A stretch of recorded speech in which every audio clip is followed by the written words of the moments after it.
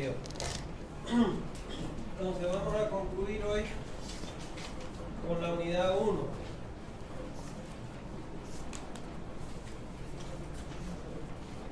El miércoles. Entonces creo que no vamos a tener clase. Porque aunque la reunión dice de 10 a 12, empezando que eso debe empezar a las 11 de la mañana. Son en extremos informales. Entonces, no sé, me da pena salirme antes y no quisiera yo estar en eso. Entonces, el miércoles solo voy a dar el primer turno, que es hasta las 9:15, y como la reunión es a las 10 en el INEGAL, me da para llegar. Ni sanitaria 2 ni planta, vamos a la clase el miércoles, nos veríamos el próximo lunes. ¿Ya? Cualquier modificación yo le escribo a Cruz. No sé, en un supuesto que suspendan la reunión o algo así. Pero bueno, a mí me llegó los otros días. Vamos a ver entonces en el punto 6 de la unidad 1 cuáles son los problemas relacionados con los servicios de agua. Hay asiento acá, pase, siéntese, por favor. Bueno, los problemas que debe enfrentar un ingeniero sanitario cuando va a diseñar un sistema de distribución de agua potable son 3. Bueno, el primero de ellos son problemas de tipo hidrológico. Lógicamente que son problemas bastante serios, porque en estos estudios hidrológicos que yo hago es que yo determino si mi fuente es capaz de entregar los volúmenes que me va a demandar la población. ¿Está claro? El segundo problema son problemas sanitarios, que ya vamos a verlo en un ratito más. Y el tercer problema, que son los problemas económicos que no faltan en cualquier obra de ingeniería. ¿Hay o no hay el dinero para primero diseñarlo y después construir? Bueno, dentro de los problemas hidrológicos, ¿qué cosa es lo que tenemos que nosotros ver? En primer lugar, identificar las posibles fuentes. O sea, cuando nosotros vamos a diseñar un sistema de distribución, nosotros lo primero que tenemos que hacer es identificar las posibles fuentes. Y fíjense que no hablo en singular, sino que hablo en plural. Porque lo ideal es que contemos con más de una alternativa de fuente para de ahí, según lo que vamos a aprender más adelante, seleccionar con qué fuente me voy a quedar. En segundo lugar, las restricciones en la captación de tiempo, cantidad y calidad. O sea, yo tengo, como yo no voy a construir un proyecto para la actualidad, sino que construyo un proyecto a futuro, como vamos a aprender acá. No construyo nunca un proyecto para la población actual que está asentada en una ciudad, sino que construyo ese proyecto con proyección a futuro. Y ese futuro me lo establece en un parámetro que se llama periodo de diseño, y ese periodo de diseño me lo recomienda la normativa boliviana, como vamos a aprender acá. Entonces, en estas restricciones, lo primero que yo tengo que ver es qué cosa. Si la fuente que yo voy a utilizar para dotar de agua tiene la capacidad para entregar los volúmenes de agua que me va a demandar no solo la población actual, sino la población futura o de proyecto. Pero además debo analizar si es que esa fuente es potable o no potable. ¿Está claro? ¿Por qué? Porque si no es potable, tengo que concebir dentro de mi diseño una planta potabilizadora. O sea que es importante que yo identifique la calidad del agua. ¿Está bien? Ahora, otro de los problemas hidrológicos es la precipitación pluvial, su frecuencia e intensidad. Cuando yo hago el estudio hidrológico, yo tengo que buscar los 20 años anteriores de lluvia que se registran en una estación pluviométrica, en una estación pluviométrica para ver los registros de lluvia, los promedios de lluvia que se han desarrollado desde 20 años antes. ¿Para qué? Para que de ahí, ¿de dónde es que voy a recargar mi fuente? Mi fuente se va a recargar con esa lluvia. Entonces yo tengo que buscar los históricos, sobre todo para ver en el periodo de seca o de estiaje, cuánta lluvia cae y si esa lluvia me va a permitir, ¿qué cosa? Satisfacer con mi fuente la demanda durante ese periodo de seca.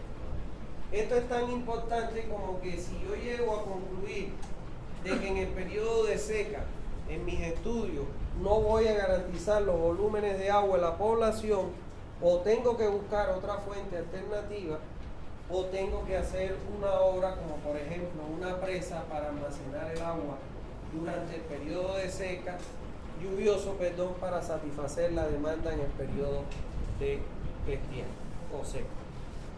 ¿Está bien? Entonces, por eso es que es importante dentro de los estudios hidrológicos el análisis del comportamiento de la precipitación pluvial. Por otro lado, las posibles pérdidas por filtraciones o escurrimientos. Hay ríos que el agua, hay veces hasta que se pierde y vuelve a aparecer bien lejos de la zona donde se perdió, porque si encuentran estrato permeable en el subsuelo se va a desaparecer. Pero además hay otros ríos en que los aportes que llegan, debido a las características del suelo o del terreno por donde circula, si son terrenos permeables, bueno, pues puedo tener pérdidas por infiltración. Entonces también tengo que considerar eso, porque agua que se infiltre es agua que yo no puedo aprovechar para dotar a la población. Por otro lado, relacionar las cantidades disponibles con las demandas posibles. O sea, ¿qué quiere decir eso?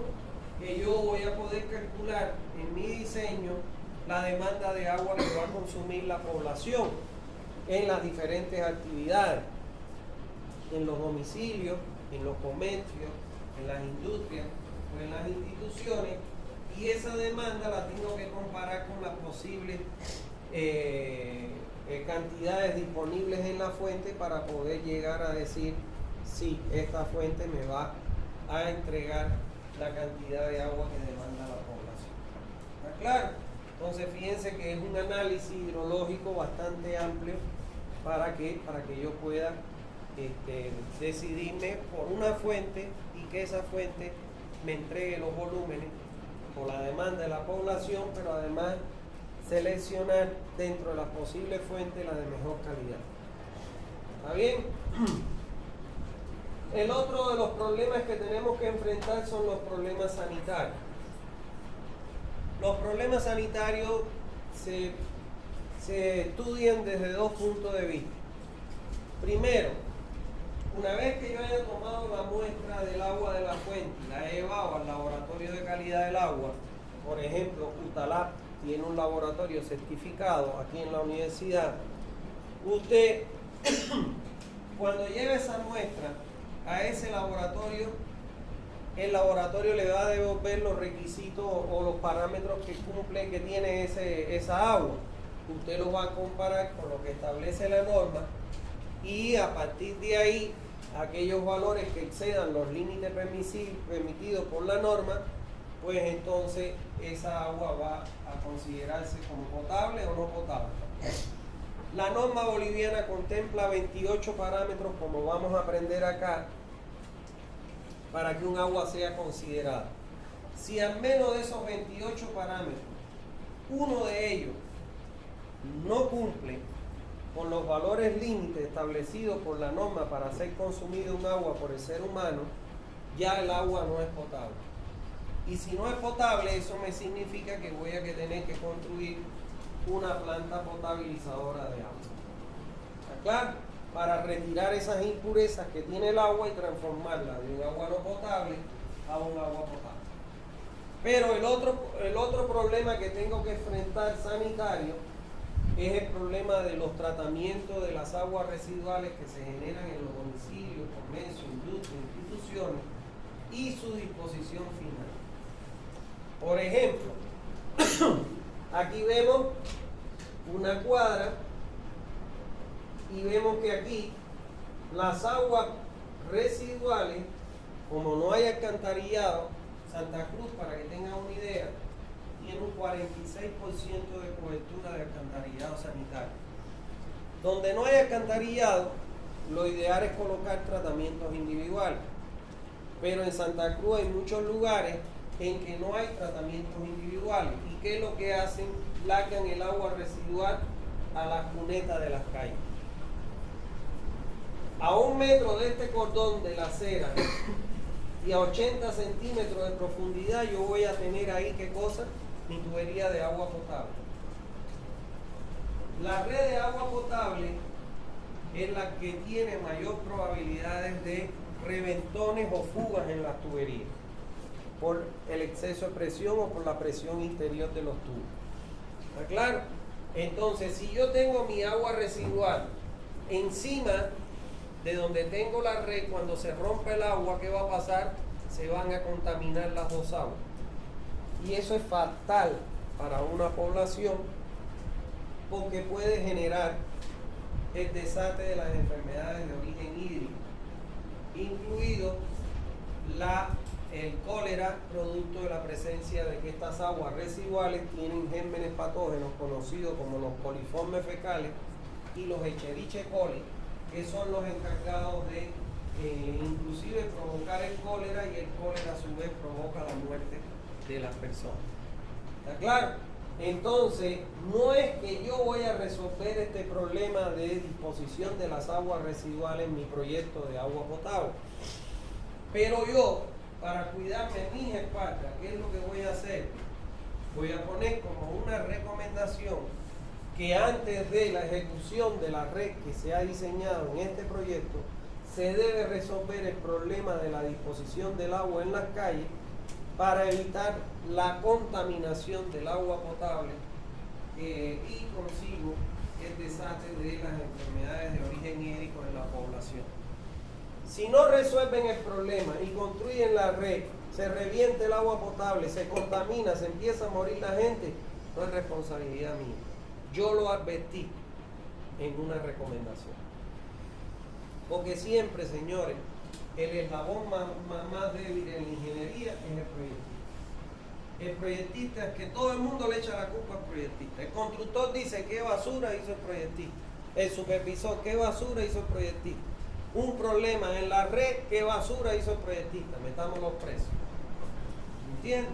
Entonces uno siempre tiene que tener mucho cuidado y cuidarse sus espaldas en su proyecto, porque para eso usted va a tener conclusiones generales y recomendaciones. Y ahí en una recomendación usted le engancha de que este sistema no podrá ser construido hasta tanto se resuelva la disposición de las aguas residuales en las cunetas de las calles, lo que puede desatar con una rotura del sistema de distribución de agua potable la contaminación de las aguas y el desastre de las enfermedades de origen hídrico. Y con eso, señores, ustedes ya limpian sus espaldas. Si eso ocurre, hicieron caso omiso de esa recomendación, ya no es problema mío. ¿Está bien? Bueno, los problemas económicos. Bueno, los problemas económicos no están exentos en ninguna obra de ingeniería. O sea, el dinero siempre es un problema en cualquier obra. ¿Qué es lo que contempla o debemos analizar nosotros los problemas económicos? En primer lugar, la definición del periodo de diseño. El periodo de diseño, como vamos a aprender acá, ya yo les decía a ustedes que cuando nosotros diseñamos una red, nosotros nunca la diseñamos para la población actual. O sea, si este es mi periodo, yo voy a tener aquí que este es el año 0.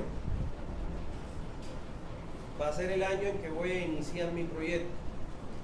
Y cuando yo entre en las tablas que me da la norma me va a recomendar qué cosa, un periodo de diseño en años. 15, 20, 30 años. Son los periodos de diseño. Ahora, para el año 0 yo voy a partir en mi diseño de una población actual expresada en habitantes. Y voy a tener que calcular una población futura que va a ser la población de diseño expresada en habitantes. Ahora, yo voy a ver que en la norma hay momentos en que me recomienda, por ejemplo, entre 20 y 30 años. Para una población actual, yo ingreso en una tabla que me da la norma y me recomienda entre 20 y 30 años. El problema está, ¿cuánto voy a asumir? ¿20 o 30? Tengo dinero para abarcar los 30 años. Lógicamente, mientras más años, más grande es la población, más dinero necesito. No voy a contar con los recursos, entonces voy a utilizar 20 años. ¿Entiende? Y no los 30. Si tengo los recursos, bueno, abarco los 30 años. Entonces, eso me influye a la hora de decidir un problema económico, el número de años del periodo de diseño de mi sistema de distribución. Las dimensiones y las capacidades de las instalaciones están muy vinculados con eso. O sea, mientras mayor es mi periodo de diseño, mayor es la población, mayor es el gasto a conducir, las dimensiones de mis instalaciones son mayores. Entonces, influye también